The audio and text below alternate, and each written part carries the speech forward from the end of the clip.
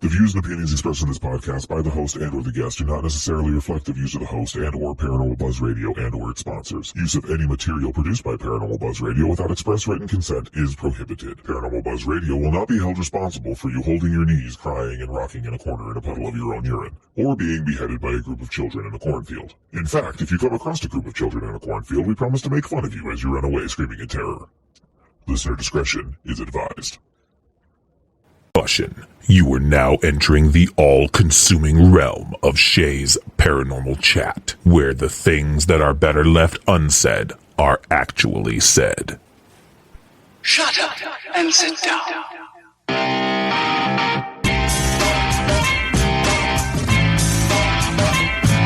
You're listening to Shay's Paranormal Chat. Paranormal podcasting done Shay's way. Tons of fun. Dude, seriously? A bit sarcastic. Hashtag investigator, not hunter. But always real. Hashtag data, not evidence.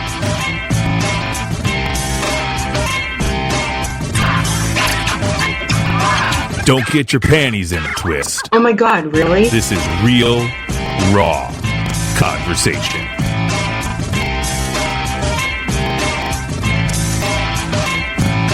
Ladies and gentlemen, welcome to the show.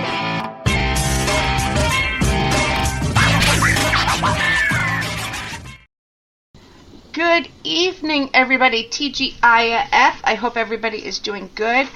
And 2 days away from Christmas, so hopefully you guys are celebrating, taking time out to listen to the show, and I appreciate it. And I hope you guys have a good holiday, in case I forget to say it later. But tonight I'm excited. I am welcoming Doug Gunnerson of Shady Lane Paranormal. Hey, Doug, how you doing? Good. How are you doing today? Good.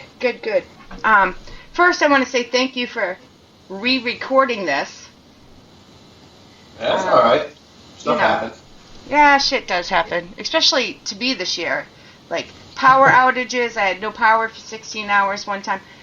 Internet out. Like, it's been one thing after another. So I'm like, I'm going to pre-record. I'm going to be smart. The first one I pre-record, there's no sound on my end. I'm like, Jesus. It just sounds like a crazy guy talking to himself, huh? Pretty much. Like, if you really listened, you could hear me whisper, but, you know.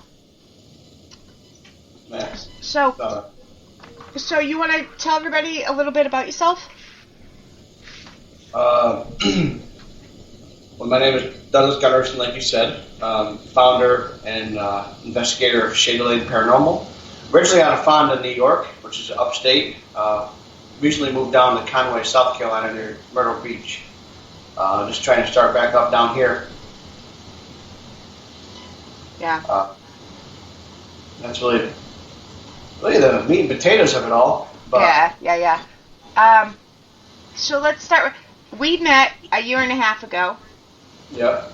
At Wilson Castle. Correct. And we, at a fundraiser we did, and what do you think of that place?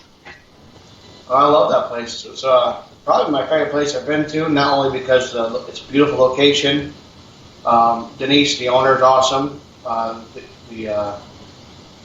Douglas, the Caretaker. Caretaker, yeah, he's an awesome guy. Just great story behind it. It's an awesome location. A lot of activity happens there.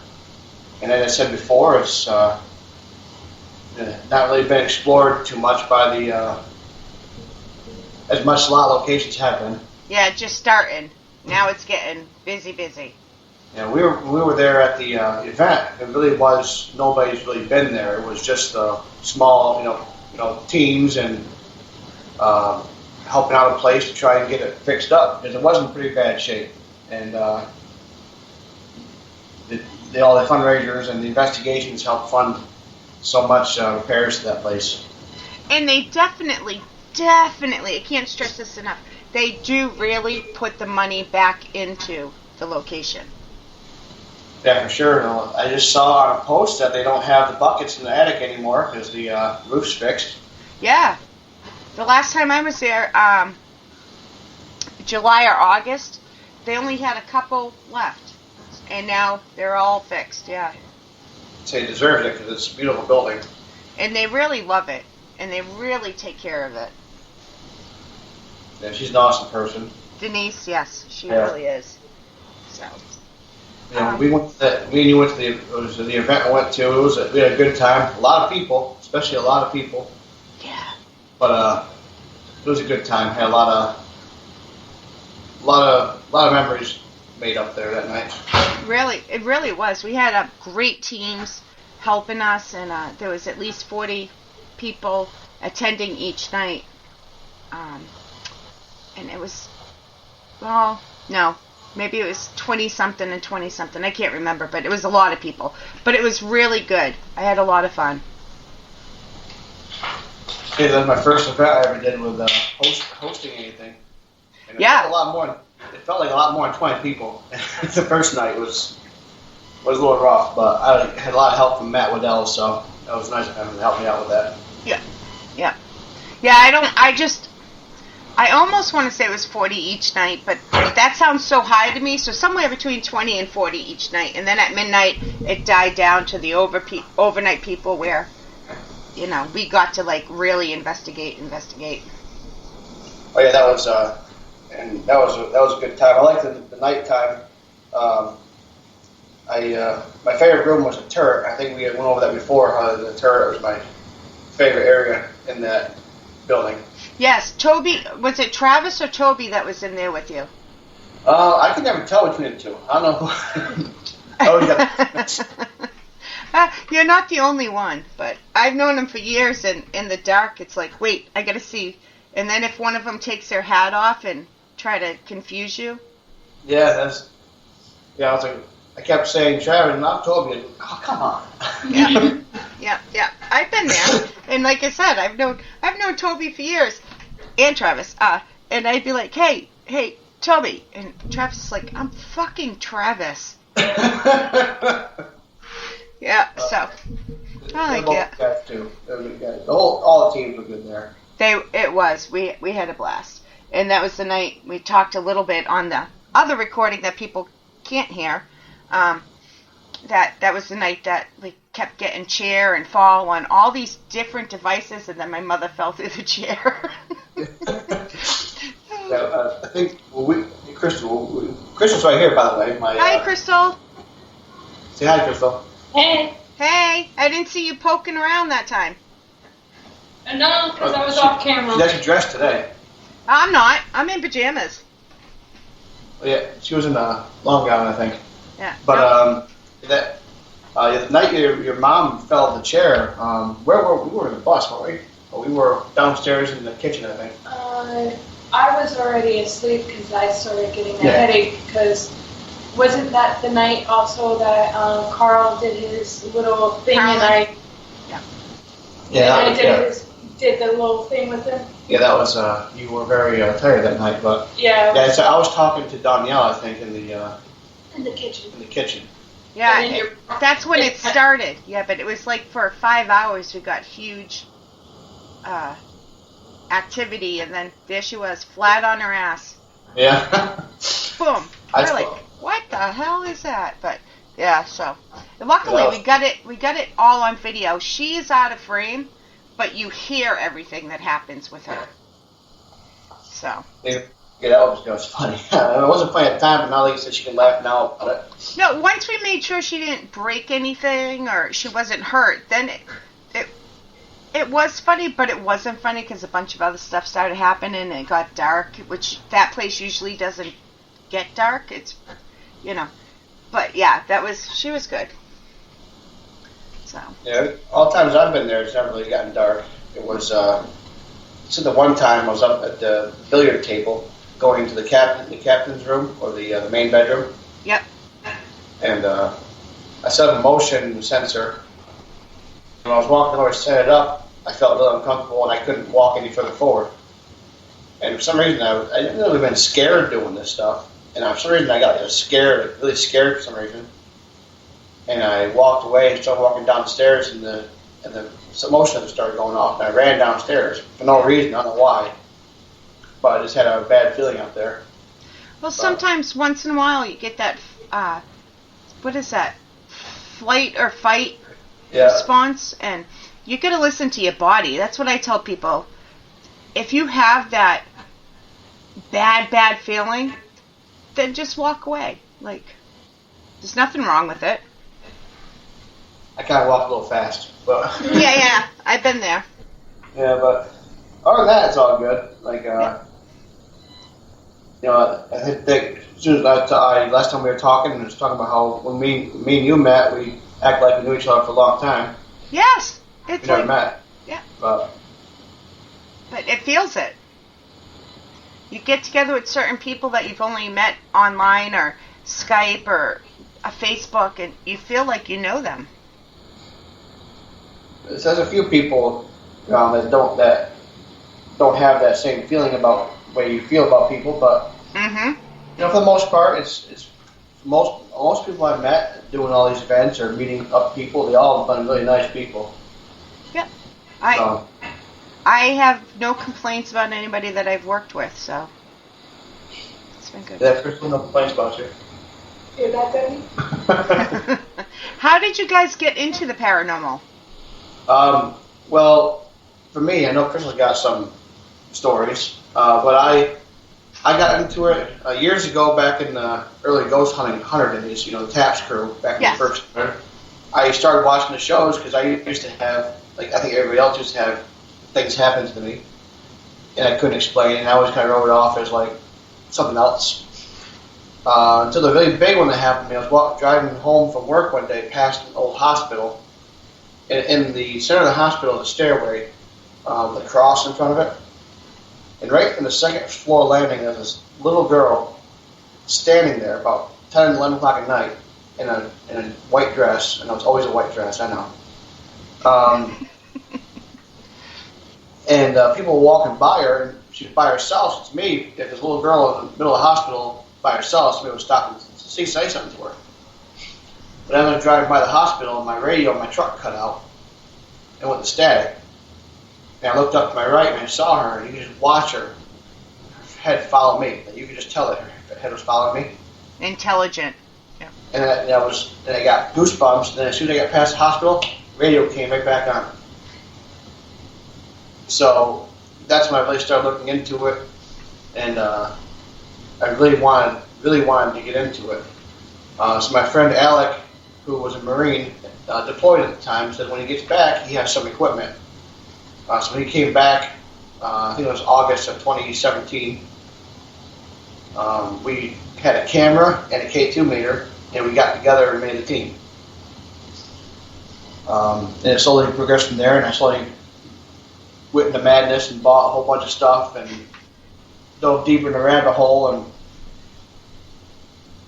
that's, you know, I've always been fascinated by it, and I still watch all the shows, and now I'm sitting and I critique them, you know, it's like, yeah, like I'm real. I know. Armchair quarterbacks, is that what they're called? Yeah. Like, I am too. I can't watch shows anymore. But. So you can watch a baking show or something, you're gonna ruin the cake, you know? Yep. How about you, Crystal? Were you guys together at the time? No. With me, it all started when I was a kid. And I saw something that I can't really explain that I grew up being able to do. Right. So it was at my house, at the first house that we moved into, because we lived in nothing but apartments. Yep. At the time. And so our first house we moved into, I saw something in the office landing area. And basically a little backstory, it was a little girl around 4 or 5 in World War II era. And Ring Around Rosie was playing in my mind. And I saw her, and then the next thing you know, you see a butt end of a gun, and then her head just. Oh, so you can. Oh, I get you. Now I get you. You Yeah. can sense things. Yes, ma'am. Yeah, she was telling me stories about how she sees things. The whole third eye thing. Yeah. Psychic, she- medium. People Yeah. call it different things. Sensitive. Yep. She's been trying to get it controlled and trying to get help with it, but Nobody wants to help me. most of they don't want to help you. It's just that we just moved, and because we're just getting to knowing everybody. Yeah.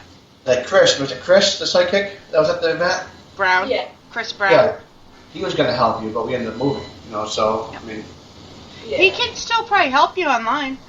Chris Brown is actually one of the co-hosts on this show, except Oh. when I do pre-recordings, it's just me. oh, But he's a good guy. Reach out to him. He might be able to do something online.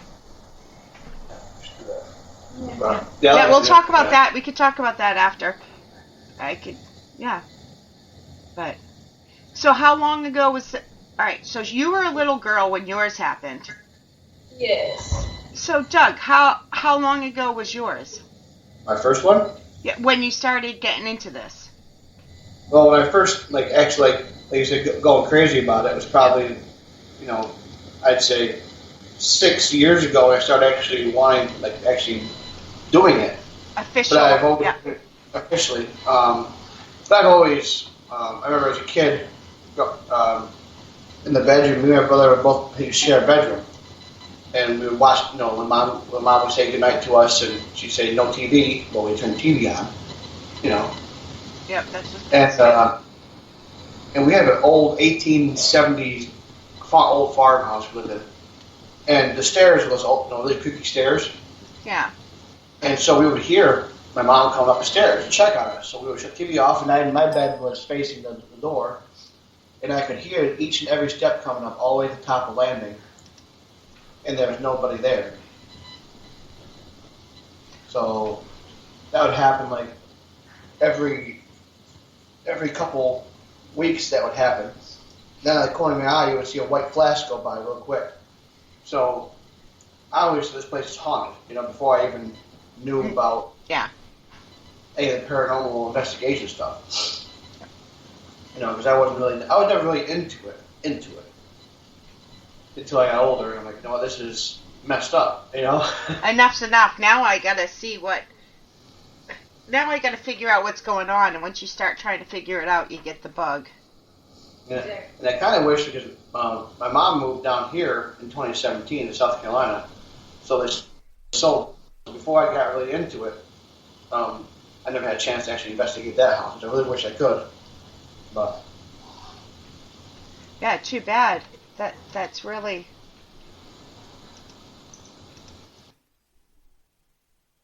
so,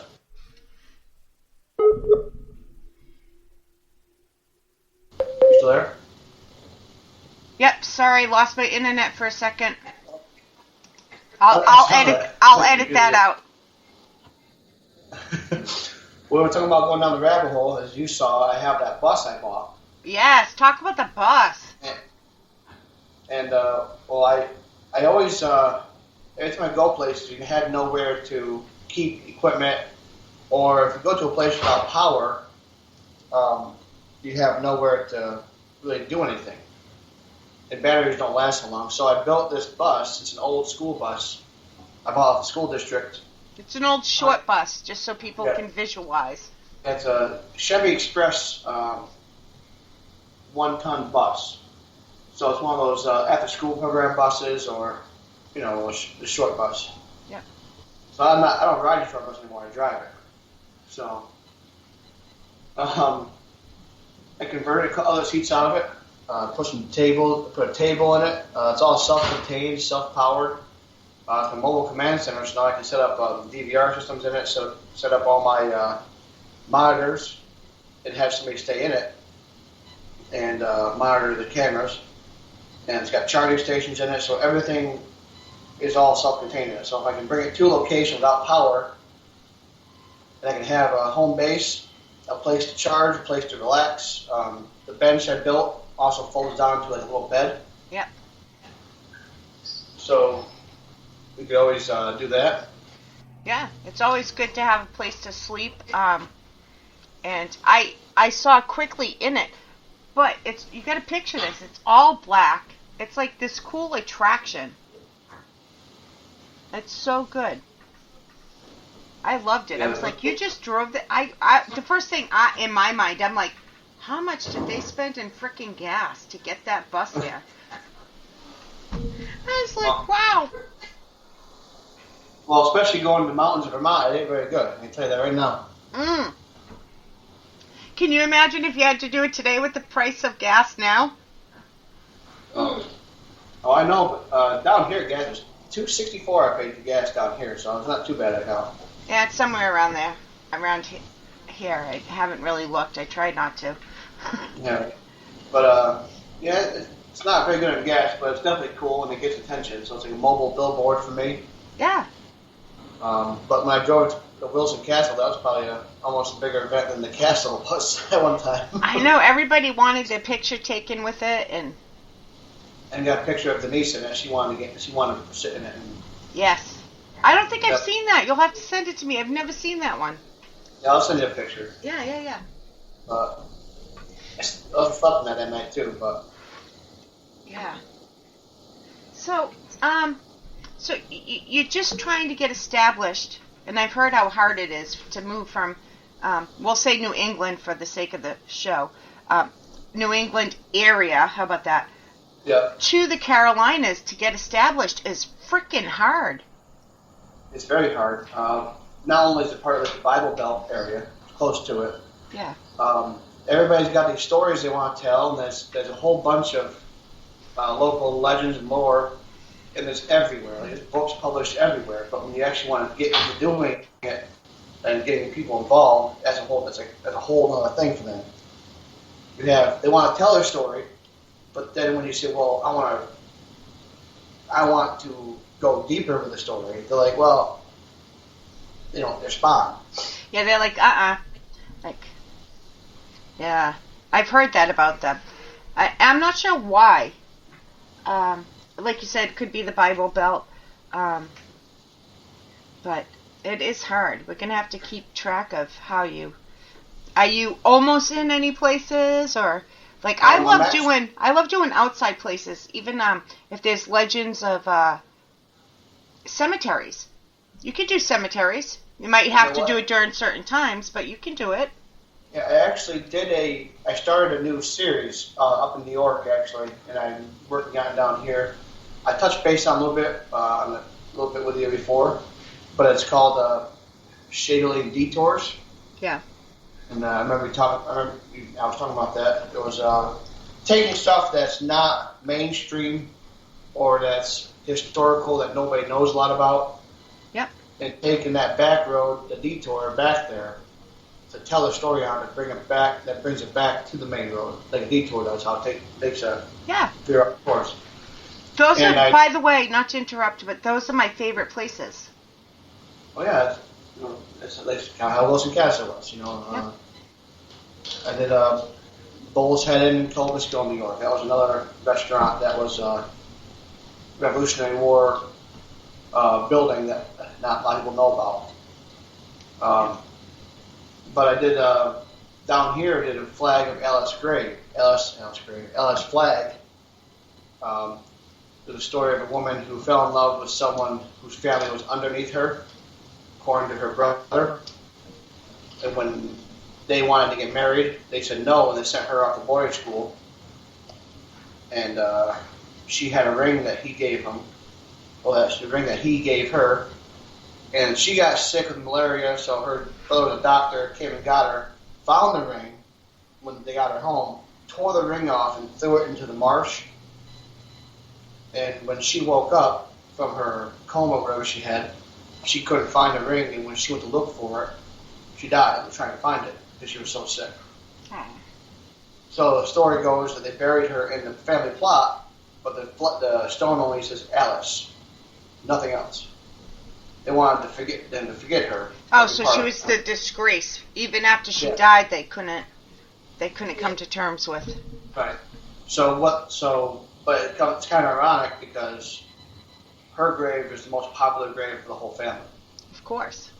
Because there's no grass growing around the grave. Because people, if you say you walk backwards around the grave 7 to 14 times, that you feel a tug on your ring finger, or the ring. If you put a ring on the grave, it'll change. Like the temperature will change, or you'll see something. So I actually did the investigation with an author from down here, Elizabeth Hutsinger. She wrote a couple books. And we did an investigation, short investigation during the day, because the graveyard wouldn't let me, the cemetery wouldn't let me go at night because of vandalism. Exactly, yeah.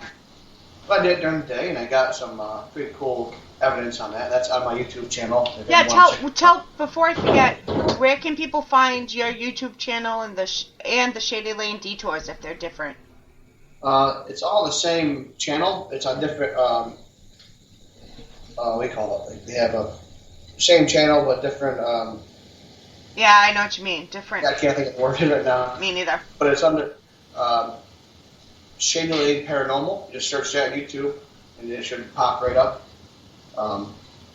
And I do have a couple videos up on there. My first video, all the way up to the one I done last was the Alice Flag about 4 months ago. I posted. Yeah, I want to see that. I haven't seen it yet. I'm writing down notes just so you know what I'm doing, because I want to see that. That's cool. Yeah, so I have a spoof on there too. We're making fun of paranormal investigating, kind of make fun of ourselves. Yeah. How ridiculous it seems to some people. Yeah, I do the same. I actually do. But it's kind of funny. You got to watch that one too. No, I'm writing it down. I'm definitely going to watch it. So you guys, make sure you go check out his YouTube channel. I'm trying to make a website too, but that's hard for me. I can't figure that out part yet. I'm working on that, but I am with you there. We have one that needs to be tweaked a little, so. So now we touched base on that thing with Carl Johnson. He was at yes, Carl Johnson and James Anito did an experiment at Wilson Castle, like we said, 1.5 years ago with Crystal. Yes, there you go. That was called the what was that called? Crystal? Near-death experience. Just before you get into this, I do have to tell everybody, I did not participate or witness this because of certain personal reasons. I left and went outside during this whole thing. So I heard about this after the fact. And it was just cool to see this stuff work, because he's a smooth-talking guy anyway. Like, if you ever heard him talk or had the pleasure of meeting him, he's very good guy to talk. He's fun to talk to. He's a good guy. Oh, Carl? Carl can talk and talk and talk. Yeah, he's got good stories, but. Mm-hmm. Do you want to talk about the experiment a little bit, or you don't have to? Well, me and Doug also did a video about that. Is it out? It's out. It's a near-death experience video. It's a short video. It's a short video, but it basically touched upon what happened at the Wilson Castle and what I experienced, and why in the video I didn't want to talk about it, or I kind of told Doug to cut the camera. Yeah. So what happened was they had people staying over the banister. On the second floor landing. Yeah, and made them relax, basically put them in a little trance, and it would bend them over the banister, act like they were falling. Obviously, they didn't push them; that'd be homicide. But yeah, they were safe. Yeah, they were safe. We were safe. Carl and James were. James was holding on to people. Carl was doing the talking. Yes. But they were basically talking about near death and life and death and stuff, and they put her under. And they want you to just tell them what you kind of saw. That way you get an idea. Yeah. Well, little backstory. When I was 2 or 3, I nearly drowned in a pool around family members. My dad, being a paramedic, he had to go and do CPR on his little girl because nobody jumped in the pool after me. And I fell face first. So I know what drowning feels like, in a sense. During the experiment, However, after they put me over the bench and they put me in the trance, I felt nothing but blackness, and then I had a weird sensation of water going in your lungs and everything. And I saw nothing but black, but then at the end of the black, I saw my grandfather who recently passed away, and he said, "I love you." And then when Carl was bringing me back up, it came back to black and feeling the water come out of your lungs. So basically, he yanked her right out of that trance, pulled her right out of it. Mm-hmm. And then she walked right away and did not want to talk at that moment in time about it. Well, because my throat kind of hurt afterwards, and in my mind, it was like a quick glance and a quick thing, so you kind of like still have to process it and everything, what happened and what's going on. And afterwards, and still doing other investigations for that night, I got drained, and that's why I left and went into the bus. Yeah, that was the night that you said your mom felt the chair broke on your mom. Yep. Yeah. That was not too long after that. That's when the nighttime investigation started, and you went to bed, and I stayed up. Well, that was part of the reason they did this was, I think, and I can't be quoted on this, but was to see if it enhanced any activity for the person and the location. Yes. Okay. That's what they were trying to do, and seeing if that would help out anybody. Right. But me at that time, I'm like, I've had enough investigations. I'm done.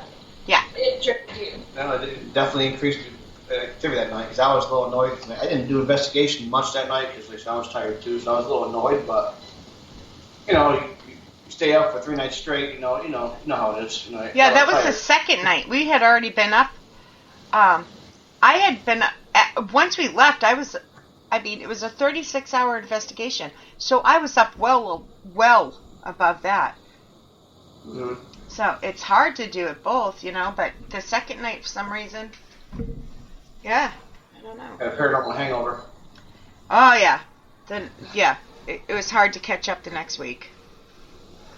So, but, it's a crazy night. But I do have, since last time we talked, I have had a few responses for locations here. Oh, nice. It's not in... Well, there's two. There's one in South Carolina and one in Georgia. And a lot of people know about the one in Georgia. It's called the Moon River Brewery. Yeah. You probably, I don't know if you've seen that place yet. Not yet. So that's been on a couple of the shows and stuff. The places that are mainstream are easier to get into because they're more than willing to take your money. Right. And to do stuff, which is great if you need locations. So I got that one, and then some museum all the way out near Tennessee. Oh. That's an old train station. I have to talk more, but that's probably going to be beginning of next year, maybe February probably. I'll get them done. But actual, like we were saying, the smaller locations we're trying to get into just take time. I think I'll break them down enough to where they'll finally say, okay, fine. Yeah, exactly. It is hard though. I get it. I do get it. It's a daunting task at times. Yeah, especially especially a small team. There's not a lot of people to help. You got some of these teams that everybody does something. Exactly. Well, excuse me. It's mostly me. So getting the location set up, getting the bus set up, driving the location, setting up the equipment, performing the investigation and the experiments, breaking down the equipment, driving back home, going through all the stuff, and if so, make a video on it. It takes a long time, and when you watch these TV shows, there's a whole slew of people behind the scenes that are doing everything for these people. Exactly. And they're there, TV shows, they're there a lot longer than one night. Some of them are a week to 2 weeks. And so it looks like all this stuff happens. But most of the time, we're just sitting there. Yeah. Yeah, there's not much going on, really. Like you said, they're there for at least a week, and they make a 45-minute video out of it. Yeah. And 30 minutes of that is them talking and making loud noises to make it sound creepier than it is. Yeah, I will not use my phrase because I don't know how I feel about it, but I have a phrase for that. Go ahead. Douchebagging said it. But you got to give the guy credit for bringing more awareness to it, because I do. I think he is a brilliant businessman. Don't get me wrong. Oh, brilliant. Yeah. I just don't agree with his way of doing things, and so I make it into a joke. But he's a brilliant businessman. I mean, come on, he's a millionaire. Well, I used to watch the Ghostbusters when they first came out. The first season, and their seasons were great seasons. It was normal. Then something just happened. He turned into. I'm sure he's still a great guy, but you can't get mad at the guy for, like you said, making millions of dollars, and he's doing I give him credit. I just use my phrase. That's what I only get upset because of the new people that are now coming out. You got, let's say a bunch of 20-year-olds thinking that's how you really investigate, and I just think it's disrespectful. Oh, did you see that new show, that Conjuring Kesha one? No, have not seen that. We watched one episode of it, and I'm like, okay, I'm done. I said, I'm done. Oh, God, now I'll have to check it out. Just watch. Just watch the first one and see what you think. I think it was at Eloise Hospital. You know Eloise? Yes. It was there. Oh, God, and yeah. It just annoys me because you have these people who don't. They're just hopping on the train, because it's popular right now. Yeah. And they don't actually do any. They don't really investigations. No. Really. They're just yelling and screaming and swearing and See, I'm making one. jokes. We only got to investigate a little bit, but I'm more respectful. Like, I don't think you should be taunting, and you should not be putting them down, and they're people. Treat them like people. Don't be a bully. That's my whole thing. But one thing, though, that Conjuring Kesha did do is, I don't know if you know who Josh Joyner is. I think Addict Junkie Paranormal makes equipment. It sounds familiar. I think Matt might have told me about him, yeah. She was using his equipment, so that kind of put him on the map. So a small time guy like that, which is kind of nice that they do that kind of stuff. Include small time builders. Yeah. So that's nice of them, because I have a couple stuff from them. I kind of have them everywhere because I like seeing the different kind of equipment. I'm the same. But still, I wish the equipment would pick up the stuff that you catch. Because your body is the best there is, and the equipment's like, it didn't catch it. Yeah, but that's why your reputation, where your reputation comes in. Because if you're a stand-up guy, if you show integrity, then people are going to believe. And I'm also one, if exactly what you said, we can't physically catch what our body is quite doing yet. But if you have equipment going off at the same time you are feeling things or going through things, then I say that's a plus. Like, I'm all in. We were at the cemetery, Revolutionary War Cemetery. It was a fort, and we kept pointing out things, and especially Alec was pointing out lights and stuff you keep seeing. But if you don't see nothing, then you kept seeing them on the camera. And then we're feeling something, a cat ball would go off, or the REM pod would start going off, and we tell it to stop, and it will stop. Yeah. It was just cool stuff when that happened. It's awesome. That's very few and far between when you get that amazing of stuff happening. Right. But that's why we do it. Like, we will sit for, let's say, 6-8 hours, whatever, to get 10 minutes worth of real stuff. Right. And it's worth it to us because we get, all excited. because that's why we're doing it. And it's nice and it's relaxing, I think. Yeah. For the most part. Yeah. Yeah. Me too. So Until I you have agree. cat play. Yep. Definitely. All right, guys. This has been great. This has been really fun. I hope you guys come back. I know we're cutting it a little short, but because we had to, we already did this once, and I appreciate you guys doing it again. At least, Crystal, you got to join us this time, so maybe it was meant to be. Maybe. You know. And, You want to throw out all your social media? Where can people find you? yeah. I'm on Facebook. It's all under Shady Paranormal, so it's all gonna be the same thing. I don't have any crazy differences. So Facebook under Shady Paranormal. I also have a SLPS page as well. It's Shady Paranormal Society. It's where people get together and can share their videos and they can share their experiences all on there. Is that a group on Facebook? That's a group on Facebook. Okay. Then the actual team page, the Shady Paranormal, is on there as well. Yeah. Instagram, Twitter, I have all them. I don't do much tweeting yet. I call it twatting. Yeah, I don't do much twatting or tweeting yet. I'm still trying to figure that one out. Me too. Instagram's kind of weird, but I am on there when I can be. It's mostly Facebook right now and YouTube. I am planning on putting more videos up soon of different things. That's really about where you can find me. My email information's on there. If anyone wants to email me, ShadyLaneParanormal at yahoo.com. ShadyLaneParanormal at yahoo.com. It's a mouthful. I know, it's a long email, but It everything is simple. Very, Yeah, yep, I hear you there. All right, so I hope you guys come back for real. This has been great. So if you have any events or anything, like you said, I know you guys have stuff in the works maybe. If you do. I might have something up my sleeve in a little bit. A couple little bits.